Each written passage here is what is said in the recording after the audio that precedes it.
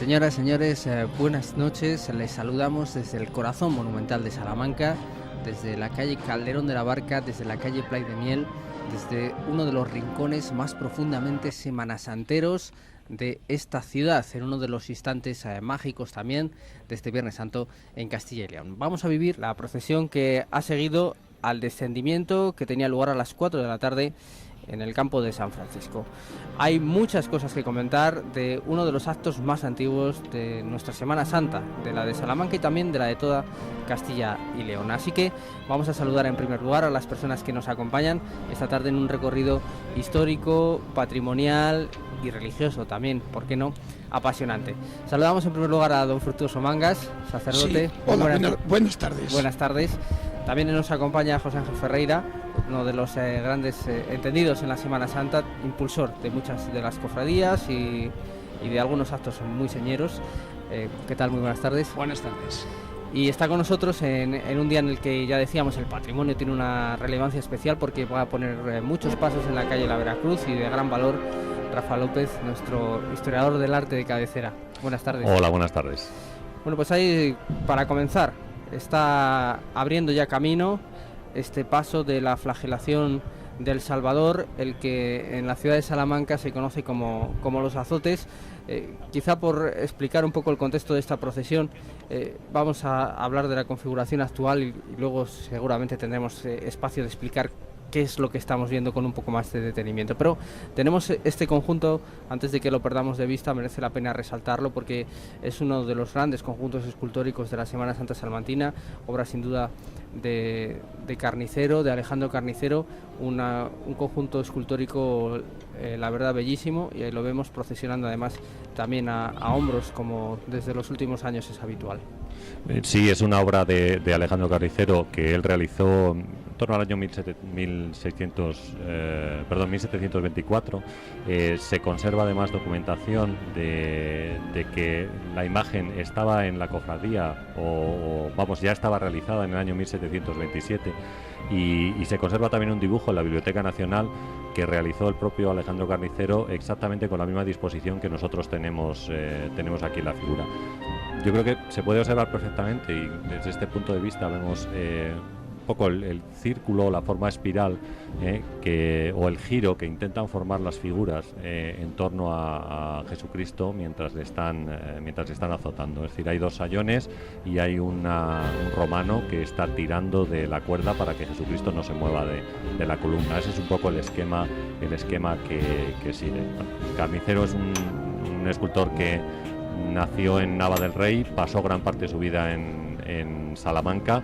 Una parte la tenemos más oscurecida, debió incluso de estar en un manicomio, debió pasar un tiempo, unos 7-8 años aproximadamente en una casa para curarse, para curar su mente, y después finalmente abandonó, tras realizar gran parte de los medallones que tenemos en la Plaza Mayor de la ciudad, se marchó a Madrid para trabajar en el Palacio Real, donde hizo varias esculturas de diferentes reyes de Castilla y reyes de España para el Palacio Real de Madrid, donde murió y donde algunos de sus hijos pues continuaron su obra. Entre ellos, por ejemplo, el más conocido puede ser Antonio Carnicero, que después se dedicó a la pintura. A la pintura, al que ensombreció Goya, pero si no, seguramente estaríamos hablando de uno de los grandes referentes de la pintura de la corte. Bueno, aprovechando esta parada, ya estamos asistiendo, lo decíamos Ángel, a un momento muy especial, porque estamos celebrando los 400 años del descendimiento que ha precedido a esta procesión. La Cofradía de la Veracruz es la más antigua de Salamanca, fundada en el año 1506, son 5 siglos de procesiones que poco a poco van cogiendo forma, se van configurando hasta acercarse un poquito a lo que conocemos. Y el acto más antiguo de la Semana Santa documentado como tal es ese descendimiento que se celebra por primera vez en 1615, al que después, tal y como se hace ahora de nuevo, le sigue esta procesión del Santo Entierro. Efectivamente, el descendimiento es, podríamos decir, el acto emblemático de la Semana Santa salmantina, pero que de alguna manera durante décadas pasó casi desapercibido. La cofradía, aunque estaba implicada en su organización, pues realmente no tenía, digamos, el relieve que o el protagonismo, podríamos decir, que por ser los creadores del acto pues se merecían. Y hace unos años, bueno, pues esta cofradía, que prácticamente estuvo a punto de desaparecer, tomó bríos, entraron personas jóvenes con nuevas ideas y le dieron, digamos, que nuevas expectativas. Y el acto del descendimiento que se hace ahora al lado de la iglesia de la Veracruz, bueno, durante años pues lo tuvimos aquí en el patio anejo a la Catedral de Salamanca, lo tuvimos en la Plaza Mayor también durante ciertos años. Ha vuelto a su lugar de origen, yo creo que acertadamente. Es, digamos, un espacio más recogido, más íntimo, y creo que también es interesante porque el acto se hizo durante muchos años a las 12 de la mañana, incluso se ha hecho casi al mediodía en algunos momentos, pero yo creo que es interesante vincularlo a la procesión, es decir, todo lo que supone la reflexión del descendimiento tiene su continuidad inmediata en la procesión, y yo creo que de esta manera cobra un sentido distinto, que yo lo aplaudo, aunque sé que hay personas que no están de acuerdo con este planteamiento. Siempre los cambios son complicados. Está en un momento de pausa la procesión porque con motivo de este 400 aniversario está viviendo un momento especial que también vamos a poder ofrecerles, que es el paso del Santo Sepulcro por el claustro de la universidad, como se hacía antiguamente. Nosotros vamos a ver la salida que se va a producir en unos minutos. Pero esta escenificación, don Fructuoso, de un Viernes Santo por la tarde, a luz del día, en este momento, tal y como ha quedado plasmada a partir de las 4:30 de la tarde, recorriendo el centro de la ciudad con este relato iconográfico, tampoco hay que perder de vista, es una manifestación cultural y escultórica de primer orden y que impacta, pero que detrás de ello hay, un día como hoy, más si cabe, mucho sentimiento. Es un lujo de iconos, de imágenes, de estética, de belleza, de historia, y por unas calles como las de toda la ciudad, las procesiones distintas que hoy van saliendo, con mejor o peor acierto, que eso ya se verá y qué solución hay para esa cuestión. Pero, como tú aludías, quiero subrayar que efectivamente hay un protagonista, más acá y más allá de todas las formas y formalidades, que es Jesús de Nazaret, Jesús el Señor. Aparece en todos los pasos, menos aquel en el que va la Dolorosa, su madre. El resto de pasos él es el protagonista de cada uno, con una escena fija de su pasión, caído con la cruz, en el Calvario, con Pilato, en el sepulcro incluso al final, la flagelación. Son pasos distintos que señalan al protagonista. Y en estos días, y siempre creo en la vida del creyente, nunca debe faltar la imagen de María Dolorosa junto a su hijo también que sufre. ¿Cómo va a faltar en un hijo que sufre la madre que quizás sufre el doble de lo que está sufriendo el hijo doliente? Por eso, con los pasos que aluden a esos pasos de dolor de Jesús, de la pasión, está inevitablemente cerrándolos, recogiéndolos en su regazo, guardándolos en secreto, esperando quizás entre su manto la Pascua, la Virgen María Dolorosa. Bueno, ahí está, es como un auténtico museo en la calle. Casi siempre esta calle de Playa de Niel lo es, Calderón, Libreros, pero claro, cuando nos encontramos estas imágenes, pues lo es todavía con más razón. Estamos en ese momento en el que falta ese paso, están todos perfectamente alineados los que componen este relato de la Pasión que saca a la calle la Veracruz. Falta el Santo Sepulcro que está atravesando el interior del patio del edificio, de Escuelas Mayores, del edificio histórico de la universidad. Estamos viendo en el primer plano este conjunto de La Caña, que así se conoce popularmente, aunque su nombre verdadero es el Balcón de Pilatos. Bueno, su nombre verdadero, su nombre oficial. Un conjunto muy de actualidad, Rafa, porque bueno, históricamente se había atribuido con algunas reticencias y dudas también a la gubia de Alejandro Carnicero. Después unos estudios ya habían descartado que esa pudiera ser su autoría, y ahora parece que se adjudica a un escultor muy muy relevante del siglo XVII-XVIII. Pues bueno, La fecha de esta obra siempre se dijo que había sido 1740. Antes comentábamos que este escultor estuvo unos 10 años fuera de Salamanca, más o menos coincidiendo con esas fechas, 1728, 1738, por ahí estaría fuera. Por eso sabemos que vuelve a la ciudad y entonces se le atribuía también esta obra. Pero es cierto que ha quedado demostrado que no es suya, aunque realmente no sabemos exactamente a quién corresponde. Por eso en los últimos días ha aparecido una atribución de Jesús Urrea, que es el presidente de la Real Academia de Bellas Artes de Valladolid, atribuyendo no solamente esta obra, sino algunas obras más de la Cofradía de la Veracruz a Villabrille y Ron, un escultor que es muy conocido porque tiene una obra, un San Pablo decapitado en el Museo de Escultura de Valladolid, y que hasta ese momento era la única obra conocida de este autor, documentada de este autor, pero el profesor Urrea pues le atribuye otras obras en conventos de Valladolid y ahora también le atribuye estas obras aquí en Salamanca. Yo personalmente tengo mis reticencias sobre esta atribución, entre otras cosas, porque no tenemos documentada la presencia de este artista en la ciudad de Salamanca. Simplemente sabemos que está vinculado a la familia Churriguera y que es la única, digamos, conexión que podemos establecer. Es cierto que Joaquín de Churriguera realizó el retablo de la iglesia de la Veracruz, si no estoy equivocado, y bueno, pues es posible que por ahí pueda haber una conexión, pero no lo tenemos muy seguro. Él se fija en características técnicas, por ejemplo en los pliegues de la capa y demás. Los pliegues de la capa también son parecidos a obras de Alejandro Carnicero, y quiero recordar, por ejemplo, es San Miguel que hizo para la iglesia de Tarazona de Guareña, o el mismo San Miguel que tenemos en la iglesia de la Veracruz, y que tampoco sabemos el autor exactamente cuál es. Son dos pequeñas figuritas que están colocadas a los lados del retablo, una es San Juan Bautista y otra es un San Miguel que está pisando con su pie izquierdo el pecho del demonio. Bueno, este tipo de cosas, pues en esto nos entretenemos a veces los historiadores del arte en discutir las atribuciones cuando no tenemos documentación, porque es cierto, lo que sí es cierto es que el libro de fábrica que nos informa de todas estas cosas de la iglesia de Veracruz está perdido y no se ve nada, está perdido por la humedad. Está ilegible, efectivamente. Bueno, veíamos mientras hacía esos comentarios Rafa, andar a la Dolorosa, a Nuestra Señora de los Dolores de Felipe del Corral. Esto sí que no hay duda, una de las grandes imágenes marianas que tendremos ocasión de contemplar y comentar, porque verdaderamente es el cierre expresivo a más no poder de esta procesión del Santo Entierro, Ángel, que desde hace 2 años ya no es la procesión general del Santo Entierro. Conviene también remarcarlo, porque quizá alguna persona que por algún motivo se haya desconectado un poco de la actualidad de la Semana Santa salmantina esté esperando la presencia de otras cofradías.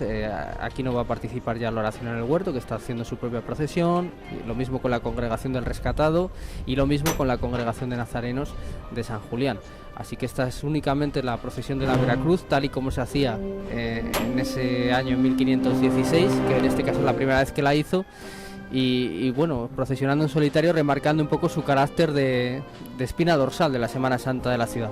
Que no se le puede negar, porque es la cofradía madre de la que arranca toda la Semana Santa salmantina, a la que hay que deber gratitud eterna, y vuelvo a repetir que durante muchas décadas estuvo preterida, casi desaparecida, y que ha querido recuperar sus señas de identidad, y una de ellas es organizar su propia procesión. Para mí, en cierto sentido, creo que esta es la procesión general del Santo Entierro de Salamanca, aunque haya menos pasos, como tú has dicho, las cofradías del Nazareno, del Rescatado y del Huerto de los Olivos salen por su cuenta, pero esta sigue siendo la procesión general del Santo Entierro. Aquí va a desfilar el entierro de Cristo, los pasos más emblemáticos del Viernes Santo desde el punto de vista del imaginario popular están en esta procesión, y hay que reconocérselo. Yo creo que la cofradía, pues cobra nuevos bríos de esta manera, aunque evidentemente la decisión de acabar con la procesión del General del Santo Entierro, que quiero recordar que hace años hubo un intento por el entonces secretario de la Junta de Semana Santa, Daniel Herrero Fraile, que partió en dos lo que era la procesión general del Santo Entierro, una parte inicial esta junto con el Huerto de los Olivos y después el Nazareno y el Rescatado. Eso se hizo solamente un año, no resultó, y volvimos a la procesión habitual. Ahora, desde el año pasado, se ha tomado esta decisión muy discutida. Hay gente que está muy en contra, gente que está muy a favor. Bueno, yo comprendo el espíritu de autonomía que mueve esta cofradía, y yo creo que eso también hay que reconocérselo, y la procesión tiene una belleza y digamos que unas características propias que permiten considerarla justificable. Desde luego, don Fructuoso, hablaba Ángel acertadamente de lo emblemáticas que son algunas de estas tallas. Si se puede medir la religiosidad popular, que al fin y al cabo en gran medida la Semana Santa es, entre otras cosas, eso. Aquí nos encontramos, por ejemplo, al Nazareno Chico, el balcón de Pilatos es la caña, Boca Ratonera es uno de los personajes de ese conjunto escultórico de Carnicero de Villabrille o de quien sea. Eso también da muestras de la penetración que tienen estas imágenes, como decía Ángel, en el imaginario colectivo de esta ciudad a lo largo de los siglos. Sí, en cuanto un paso tiene una denominación de argot, quiere decir que el objeto ha entrado en la conciencia popular, si no, el lenguaje de argot no funciona, eso mismo lo demuestra. Quería yo añadir a esa devoción popular una pequeña veta, por ejemplo, junto a Jesús flagelado, el balcón de Pilatos, poner el desprecio del poderoso. Pilato parece un bailarín, no sabe dónde está ni lo que está haciendo, es un inconsciente, en el fondo es un tontín, y solo subrayo que ahí está el poderoso de turno y se está perdiendo lo que allí se estaba jugando. Luego, por ejemplo, junto al Jesús Nazareno, el Jesús Nazareno Chico, pues subrayar la cruz que mucha gente lleva a cuestas. ¿Cuántas personas mismas de las que allí están observando la procesión tendrá un pensamiento sobre sus propios pesares? ¿Y cuántos, sin que lo sepamos, en el mundo llevan pues una cruz a cuestas dolorida y pesada, que incluso a lo mejor les va a acompañar toda la vida? O en el Calvario, recordar, ahí está las dos presencias fieles de Juan y de María. ¿Cuánta gente permanece fiel junto al que sufre? ¿Cuánta gente atiende, acompaña, está hasta el final, saca la cara, corre peligro, dice una voz, levanta la mano, luego se la cortan quizás, pero levanta una mano todos los días en el mundo entero y en cualquier peripecia diaria entre nosotros? O la dolorosa, ahí está de espaldas, pero lo que se ve bien son las espadas, según el anuncio del viejo Simeón en el templo. Bueno, pues efectivamente, en ese momento de su hijo condenado a muerte, las espadas le atraviesan el alma, pero cuánta gente vive con un dolor atravesado de muchas clases, un día y otro. Por eso, detrás de cada paso, veo yo, junto a su historia, junto a la peripecia que la acompaña, porque son pasos vivos que nos vienen de atrás y no vienen enjaulados en una caja, sino vivos, cambiantes, reconocidos, llevados, transportados, guardados y sacados. También pongo lo que dentro de cada una de estas imágenes, entre otras muchas cosas, hay de propuesta y de significado.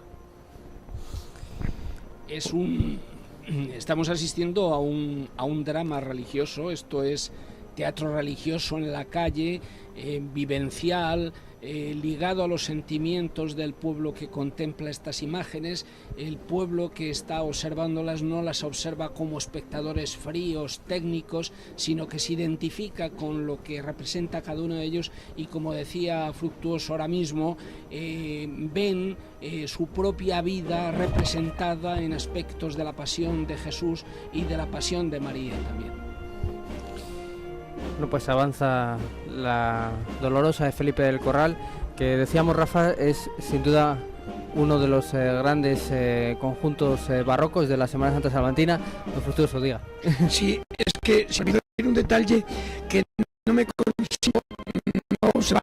En el paso donde está, que se llama el balcón de Pilatos, junto a Pilato, hay una jofaina o palangana, hay un jarrón y hay una toalla.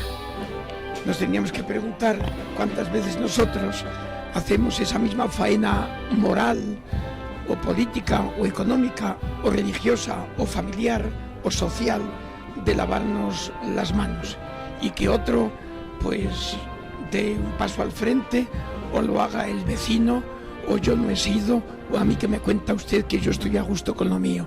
De alguna manera esa jofaina alta y el jarrón puestos en el paso nos está recordando que, ojo, esta historia en muchos aspectos es también la nuestra. La Semana Santa yo creo que es algo vivo, que no es mera rememoración de unos hechos históricos pasados por el tamiz de la fe, sino que es algo que afecta existencialmente a las personas que la contemplan, con independencia de que sean creyentes o no creyentes. Evidentemente, si son creyentes, mucho más, pero esto yo creo que conviene recordarlo para no quedarnos simplemente en el aspecto de que estamos asistiendo a un espectáculo maravilloso, estéticamente precioso, con imágenes interesantísimas. Yo creo que lo esencial de lo que estamos viendo es un pueblo que se identifica con las figuras de Jesús de Nazaret y de María, y que ve en ellos los símbolos de su propia vida, en unos casos desde la perspectiva de la fe, en otros desde una perspectiva humanista, pero no es algo lejano, es algo muy cercano, muy próximo a cada uno de nosotros. Sí, decíamos hace unos instantes, Rafa, que es de justicia hacer un comentario sobre esta Virgen de Felipe del Corral, que durante además siglos fue la principal devoción mariana en la ciudad, y no en vano, porque también es una imagen muy cuidada, muy lograda estéticamente, pero también muy hecha para la piedad. Sí, es una imagen del siglo XVIII, esta Virgen Dolorosa, que está inspirada en una imagen de Juan de Juni, que realiza este escultor de origen valenciano, que vivía en Madrid, Felipe del Corral, y al cual se le encargó precisamente esta obra de una gran delicadeza y una de las mejores tallas que tenemos en la Semana Santa salmantina. Es decir, si tuviéramos que escoger 3 o 4 tallas, pues yo creo que la Dolorosa de Felipe del Corral debería estar incluida en ella. Donde la estética es muy importante. Por ejemplo, si tenemos la oportunidad de ver la mano que está junto al corazón, nos daremos cuenta de la posición, esa posición tan elegante, juntando los 2 dedos centrales y separando los 2 dedos laterales, que es muy típica del Renacimiento, típica de Juan de Juni, de la obra en la que está inspirada, y sobre todo, pues bueno, la estética y el colorido, que juega un papel muy importante también, yo creo, en todas estas figuras. Es decir, vemos a Jesús, por ejemplo, con los trajes de color morado, o vemos a la Virgen Dolorosa siempre con un traje de color rojo y un manto de color azul, que es una señal de dolor. Nos está indicando nos indica el momento que está viviendo esta Virgen, ¿no? La expresión del rostro y bueno, pues esos 7 puñales que atraviesan el corazón de la Virgen, pues también digamos que le dan una grandísima fuerza estética que tiene esta figura de este gran escultor del siglo XVIII español. La ciudad está otra vez en la calle, ciudad y visitantes. Desde luego la ciudad está llena de visitantes, no sabríamos ahora distinguir quién es quién, pero esto es lo que apuntaba muy bien Ángel Fructuoso, es la escenificación de ese teatro de la pasión que concita la mirada. Luego veremos a ver si esto tiene algún efecto o no, que eso ya es otra cosa, pero de momento que atrae. Esa fue la imagen que quería subrayar, pero justamente eso que dices, a veces la imagen presenta lo que el espectador no ve, porque quizás tampoco sabe, y la oferta que hace la imagen no es tan explícita como para que la entienda el que no entiende. Solo al buen entendedor, buenos iconos.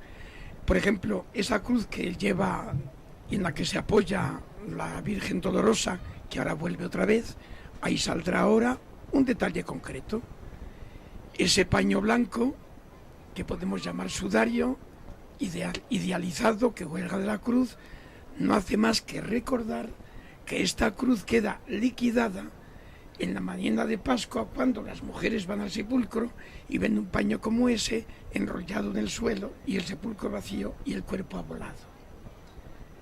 Por eso, junto a una cruz, en estos días siempre se pone el paño blanco que recuerda el sudario dejado por el cuerpo que ha resucitado.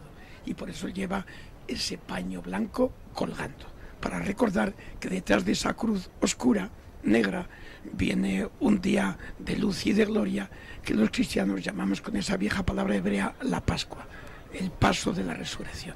Quería subrayar ese detalle.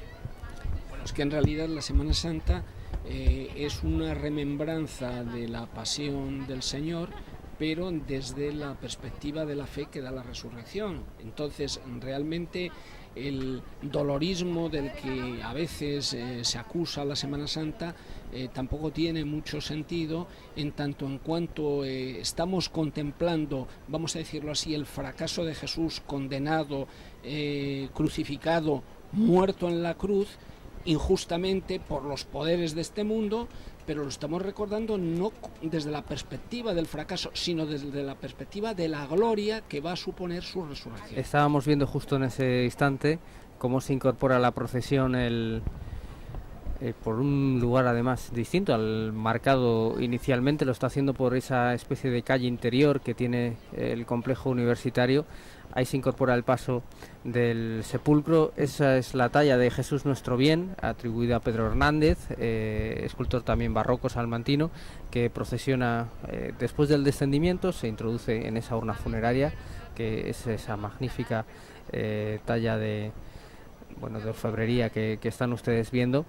Y después de ella el palio negro en señal de luto. Son imágenes y vestigios que nos hablan de esa necesidad también de escenificar la pasión, y uno de los actos más claros en este sentido es justamente el del descendimiento, que era ya casi una representación teatral en sí misma, con una talla como esta que está ahora en ese sepulcro articulada, que permitía descender ante los ojos de la asamblea de los fieles el cuerpo de Jesús. Sí, para eso fue hecha la talla, que estamos de aniversario, porque el acto se instituyó en el año 1615. Estamos celebrando el aniversario del descendimiento. Una talla, como decías, del escultor Pedro Hernández, que fue encargada específicamente para este acto, acompañada además de Dimas y Gestas, que estaban crucificados al lado de Jesús, que se encargaron a otro escultor, pero bueno, sí es interesante el tema de la articulación del paso, y me recuerda a ciertas figuras que podemos encontrar en Andalucía, donde también Jesús de Gran Poder, por ejemplo, o Jesús de la Pasión, que son algunas de las obras más conocidas, figuras de vestir no completas como esta, por ejemplo, pues también se articulaban y podían colocarse en una posición que nosotros consideramos una posición típica del Ecce Homo, o bien cargando con una cruz, que es como suelen aparecer o desfilar por las calles de Sevilla, supongo que en la noche que acaba de pasar, durante la madrugada. Bueno, pues ese tipo de figuras articuladas, que era muy típica del sur, en este caso aquí se hace porque está hecha específicamente para ese acto. Entonces necesitan bajar a Jesucristo de la cruz, y por eso necesitan un Cristo articulable, de un buen artista de principios del siglo XVII salmantino, como decimos, de Pedro Hernández, que sigue modelos típicos de la estética barroca castellana, pero no por ello deja de ser uno de los artistas más representativos de la ciudad en ese momento. Sería bueno recordar, para que quien no lo sepa lo descubra ahí, que este paso por el espacio universitario lo ha hecho el Santo Sepulcro desde hace 400 años, hasta el año 65, 66, que fue el último, por unas circunstancias de esa relación tan difícil a veces entre la religión y la laicidad. Y incluso hubo intentos hasta hace poco de hacerlo, y este año pues se hace, aunque creo que solo esta vez, creo, no tengo entendido. En principio tiene carácter excepcional. Por una situación excepcional. Sin embargo, en 1617 lo pidió la universidad que pasara por aquí el Santo Sepulcro, sin olvidar que dentro de la universidad tenía facultad de teología, se estudia teología y cánones, por aquí pasaban todos los clérigos y obispos y cardenales, o la mitad al menos de España, y pasaban la mitad de los administrativos y gente importante de la administración española en la península, en África y en América, por lo cual era lo más fácil del mundo que un gesto religioso atravesara entonces esa universidad. Pero no deja de ser un hecho recobrado ahora 50 años más tarde y hecho 400 años antes sin interrupción. Tiene su qué. Bueno, pues se lo voy a recordar hace años a una persona muy significativa en la Semana Santa de Salamanca, como fue Antonio Lucas Verdú, que participó muchas veces en este acto en el interior de la universidad y que recordaba con nostalgia y lamentaba la pérdida de esta tradición que hoy excepcionalmente recuperamos.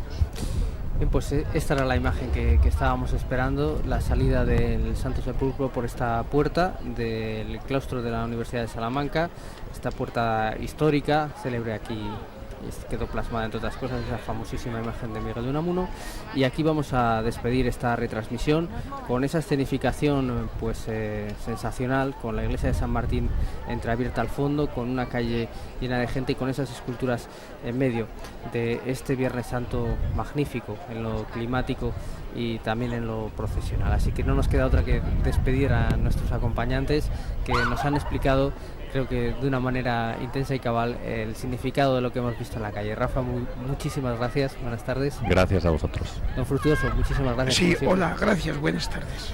Ángel, muchísimas gracias, un placer. Muchas gracias a vosotros. Y como siempre, invitarles sentidamente a que continúen con nosotros en Castilla y León Televisión, porque todavía hay muchos momentos que les tenemos que contar. Muchísimas gracias, buenas tardes.